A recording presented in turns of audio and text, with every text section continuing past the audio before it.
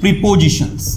आज 10 मिनट की प्रीपोजिशंस में आपको मैं जो पढ़ा रहा हूं वो है आपके से का मीनिंग देने वाले प्रीपोजिशन। किसका मीनिंग?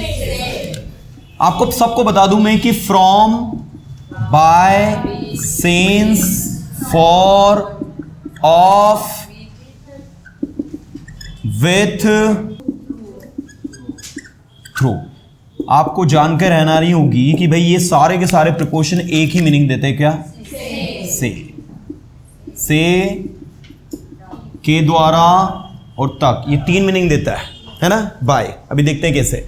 सिंस भी से का मतलब देता है, फोर से का मतलब भी देता है, और दूसरा के लिए का भी देता है। ऑफ का मतलब भी से होता है, विथ का मतलब भी से होता है, और थ्रू का मतलब भी से होता है।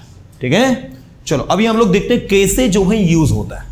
अच्छा, फ्रॉम कैसे यूज होता है बताओ। आप पहले तो कहीं से हो, कहीं से आप हो। जैसे देखो, आपने कहा भाई मैं इंदौर से हूं, क्या कहोगे इंग्लिश में? I am from Indore. क्या कहोगे? आया समझ में? मैं खंडवा से हूं, मैं मध्य प्रदेश से हूं। Got it? ये आया समझ में? तो ये जो है, जब कोई प्लेस से आप रिलेट करो तो वहां पर आपको इसको यूज करना, पहला यूज है ना। दूसरा, आप कहीं से दूर जा रहे हो। दूर जाना समझते हो ना, किसी चीज से अलग होना। जैसे आपने कहा मैं खंडवा से इंदौर जा रहा हूं, so I am going to Indore from Khandwa. तो खंडवा से जा रहा हो ना, मतलब खंडवा से अलग हो रहे हो। तो जहां से भी अलग हो, मैं क्लास से जा रहा हूं, आई एम गोइंग फ्रॉम क्लास। मैं स्कूल से जा रहा हूं, मैं इंदौर से आ रहा हूं, वह छत से कूदा, he jumped from the terrace। तो कहीं से भी ऐसा अलग होने का सेंस जाए तो वहां क्या लगाया करो, यह है समझ में। तीसरा, जब भी कोई डिसीज जो होती है, बीमारी जो होती है, उसका कारण आप बता रहे हो तो वहां भी क्या लगाओ?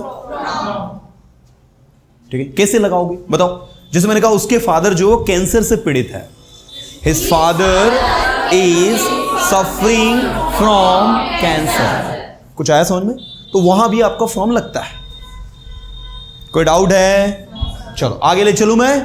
हाँ, अगला है बाय। बाय मतलब क्या होता है? से। क्या होता है? अब ये से भी का मतलब भी देता है क्यों द्वारा क्यों तक, लेकिन जब ये से का मतलब देता है तो आपका मतलब होता है मीन्स ऑफ ट्रैवलिंग। किसकी बात करता है ये?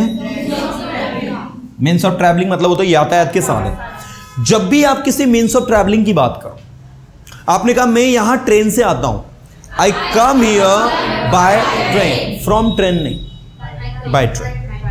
आपने कहा मैं यहां बाइक से आता हूं, मैं भोपाल ट्रेन से जाऊंगा, I will go to Bhopal by train. मैं पटना ट्रेन से गया, I went to Patna by train. By train होगा, यू गॉट इट? क्या यूज करना है आपको? By train. तो जितने भी मीन्स ऑफ ट्रैवलिंग के हैं उनके साथ क्या लगाते हैं हम लोग? बाय लगाते हैं। तो ऐसे यूज होता है। दूसरा इसका अर्थ होता है के द्वारा। के द्वारा किस में यूज करते हैं आप? पेसिव वॉइस में। किस में करते हो? अच्छा, पेसिव वॉइस बताने की जरूरत है? ये काम मेरे द्वारा किया जाएगा। This work will be done by me. क्या बोलोगे? बोलो। This work will be done by me. By आया? दिमाग में क्लिक हुआ? चलो, वेरी गुड। तीसरा इसका अर्थ होता है तक के सेंस में। अच्छा, तक कैसे होता है? कल तक, बाय टुमारो। कल तक, बाय टुमारो। संडे तक, अगले संडे तक, बाय नेक्स्ट संडे। अगले संडे तक मेरा रिजल्ट डिक्लेयर हो चुका होगा, by next Sunday my result has been declared. और हैज बीन की बजाय आप फ्यूचर में बात कर रहे हो, चुका होगा तो विल हैव लगा सकते हो। My result will have been declared मतलब मेरा रिजल्ट डिक्लेयर किया जा चुका होगा। That is regarding. चलो, ऐसे तो जब भी आप किसी चीज के बारे में बताओ, मैंने कहा अभी कल तक ये काम पूरा करो, क्या कहेंगे इंग्लिश में? Complete this work by tomorrow. मुझे नहीं पता आप कैसे करोगे, लेकिन ये काम कल तक पूरा करो। I don't know how you complete this work, I don't know how you complete this work, but complete this work by tomorrow. By tomorrow, ठीक है सर, आई प्रॉमिस। ठीक है सर, मैं आपसे वादा करता हूं मैं काम कल तक पूरा कर लूंगा। क्या बोलोगे? Okay sir, I promise you I will complete this work by tomorrow. तो पेसिव वॉइस मतलब किस में यूज होता है? बाय। मैंने कहा भाई मेरे द्वारा, उसके द्वारा, बाय हिम, ये काम उसके द्वारा किया जाएगा। अब किया जाएगा मतलब will be, this work will be done by him, this work will be done by him, ये काम उसके द्वारा किया जाएगा। चलो तीसरा बताओ मुझे, तक। तक तो आप तो सबको पता ही है ना? मैंने कहा भाई 2 बजे तक, बाय 2 o'clock। सर मैं मेरा काम आज 2 बजे तक पूरा कर लूंगा। बताओ इंग्लिश में क्या बोलोगे? Sir I will complete my work by 2 o'clock tomorrow. क्या बोलोगे? Sir I will complete my work by 2 o'clock tomorrow. 2 o'clock tomorrow मतलब हाँ, आज मतलब टुडे। चलो अब मुझे बताओ, समझ में आया? सिंस का उपयोग होता है से के अर्थ में पॉइंट ऑफ टाइम के साथ। किसके साथ? अब point of time, period of time समझते हो? एग्जैक्ट जो टाइम हो, और याद रखना वो भी सिर्फ और सिर्फ कौन सा टेंस में यूज होगा? ये परफेक्ट टेंस में और परफेक्ट कॉन्टिन्यूअस टेंस में। ये 6 टेंस में ही आपको यूज करना है, इसको बाकी कहीं नहीं यूज करना। परफेक्ट के साथ भी कर सकते हो और परफेक्ट कंटिन्यूअस। जैसे आपने कहा मैंने सुबह से कुछ नहीं खाया है, मैंने सुबह से कुछ नहीं खाया है। I have not eaten anything since morning. कुछ आया समझ में? अरे आएगी नहीं? अरे सिंस 4 का उपयोग आपका परफेक्ट कॉन्टिन्यूअस में भी होता है और परफेक्ट टेंस में भी होता है। अभी हमने किस में किया है इसको? परफेक्ट टेंस में यूज किया है। समझेगी नहीं? मैंने सुबह से कुछ नहीं खाया है तो I have not eaten anything since. अच्छा कुछ याद आया? देखिए नॉट और एनीथिंग क्या हो जाएगा? नथिंग। तो आप ये भी बोल सकते हो, I have eaten nothing since morning. आया क्या समझ में? अरे आया नहीं है? तो इस तरीके से आपका वर्क करता है। समझ गए ना सब? चलो आगे ले चलता हूं मैं। तो पॉइंट ऑफ टाइम के साथ आपको इसको यूज करना है परफेक्ट और परफेक्ट कॉन्टिन्यूअस टेंस में। मैं सुबह से यही हूं, I have been here since morning. लेकिन जब आप कहोगे मैं 2 घंटे से यहां हूं, I have been here for, तो इसका उपयोग आप करते हो पीरियड ऑफ टाइम में। किस में करते हो? पीरियड ऑफ टाइम में। पीरियड ऑफ टाइम में आपको क्या यूज करना? फॉर करना। जैसे भाई आपने कहा कि मैं 2 दिन से खंडवा में हूं, या मैं 2 दिन से खंडवा में रह रहा हूं।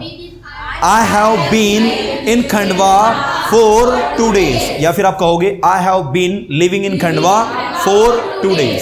समझ में आया क्या? अरे आया नहीं आया? हाँ ऐसे। चलो अगला ले चलता हूं, के लिए। के लिए मतलब भी क्या होता है? फॉर। क्या होता है? आपके लिए, फॉर यू, मेरे लिए, उनके लिए, पेरेंट्स के लिए, फॉर पेरेंट्स, फैमिली के लिए, फॉर फैमिली। फैमिली। ऑफ मतलब क्या होता है? ऑफ मतलब जब कहीं से दूर होने का मीनिंग हो, दूर होने के अर्थ में आप इसको यूज करते हैं। ये थोड़ा सा ध्यान देना आप, है ना? ऑफ का। अब सर आप कहोगे सर दूर होने के अर्थ में तो हमने अभी क्या यूज किया था? फ्रॉम यूज किया था। क्या वहां ये भी यूज होगा? बिल्कुल होगा। देखो कैसे? जैसे मैंने कहा वह छत से कूदा। क्या कहा मैंने? ठीक है, अब इसकी इंग्लिश बनाओ। क्या बनाओगे? ही जम्प्ड फ्रॉम द टेरिस या फ्रॉम द रूफ, जो भी लिखना चाहो। अब आपने यहां पर लिख दिया रूफ, तो ये देखो क्या लगाया आपने? फ्रॉम। आप चाहो तो यहां पर क्या लगा सकते हो? आप ये भी लिख सकते हो he jumped off the roof. Are you getting? आ रहा है समझ में? कुछ नहीं आ रहा है? पक्का पक्का? तो OFF ऑफ का बेसिक मतलब होता है बंद। जैसे आप बोलते हो ना today the shop is of, today the market is of, today the coaching is of. So of उस सेंस में होता है। हाँ वही स्विच के साथ ऑफ लगा दो, स्विच ऑन स्विच ऑफ, है ना? तो ये ऑफ वो भी होता है आपका, लेकिन यहां पर ऑफ का मतलब से के अर्थ में निकल रहा है। किसके अर्थ में निकल रहा है? से के अर्थ में। ठीक है, जैसे आपने कहा वह क्लास से गया, he went from the class, तो आप क्या बोल सकते हो? He went of the class, he went of the class. वह पेड़ से कूदा, ही जम्प्ड फ्रॉम द ट्री, तो ही जम्प्ड। कुछ आया समझ में? तो वहां पर आपको किसका उपयोग करना होता है? ऑफ का भी कर सकते हो, दोनों सही है। कोई डाउट है? चलो आगे ले चलता हूं मैं आपको। अगला आपका विथ का मतलब क्या होता है? क्या होता है? क्या होता है? अब बोलोगे सर इतने सारे से और एक और नया से। ये यूज होता है टूल के साथ में, किसी भी टूल या फिर इक्विपमेंट की आप बात करते हो तो वहां पर क्या यूज करते हैं आप? विथ करते हो। जैसे भाई देखो आपने कहा मैं ना मैं सब्जी चाकू से काटता हूं तो I cut vegetable with knife. I cut भी बोल सकता है, चॉप भी बोल सकते हो। वैसे सब्जी काटने के लिए जो एग्जैक्ट वर्ड यूज होता है वो क्या होता है? चॉप होता है। चॉप हमें यूज करना चाहिए कट की बजाय, है ना? ओके, उसने पेड़ कुल्हाड़ी से काटे। उसने पेड़ कुल्हाड़ी से काटे, इसकी इंग्लिश क्या होगी? ही कट ट्रीज विथ, अच्छा विथ एक्स या फ्रॉम एक्स? हाँ, और आरी से काटे तो विथ सा, SAW। सा मतलब क्या होता है? आरी। बोलोगे सर ये तो सी की सेकंड फॉर्म भी है। हाँ है। इंग्लिश की यही विशेषता है कि इंग्लिश में कोई भी सेकंड फॉर्म थर्ड फॉर्म कुछ भी बन जाती है। तो एक्स मतलब क्या होता है? कुल्हाड़ी। और सा मतलब क्या होता है? आरी। समझ गए ना? ओके चलो भाई, ये विथ हो गया। थ्रू का मतलब क्या होता है? अब ये थ्रू क्या होता है इस चीज को समझो। ये एक टनल है। क्या है? टनल समझते हो ना? अरे टनल नहीं समझते? यहां से अंदर जा रही है ट्रेन और ये टनल यहां पर जाकर क्या हो रही है? खत्म हो रही है। यहां से एंट्री की हमने और यहां पर जाकर वो खत्म हो गई। तो मैंने कहा ट्रेन सुरंग से जा रही है। ट्रेन सुरंग से जा रही है ना? एक मिनट। इसका मतलब होता है से के अंदर से।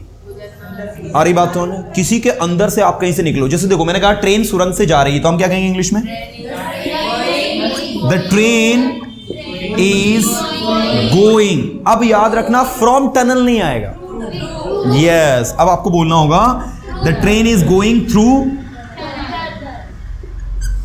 आई बात समझ में नहीं है?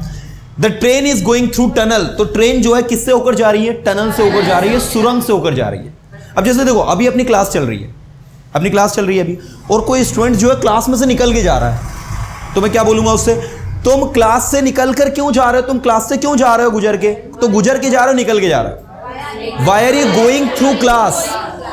Y are you going through class? चलो अब मुझे बताओ समझ में आया क्या? अरे सो रहे हो, जग रहे हो, नींद में हो? तो अभी हमने from, by, since, for, of, way, through इतने सारी प्रिपोजिशन पढ़ी जो सेम मीनिंग दे रही थी से का। और ये सारे के सारे जो से का मतलब दे रहा है बहुत ही आसान है कि नहीं?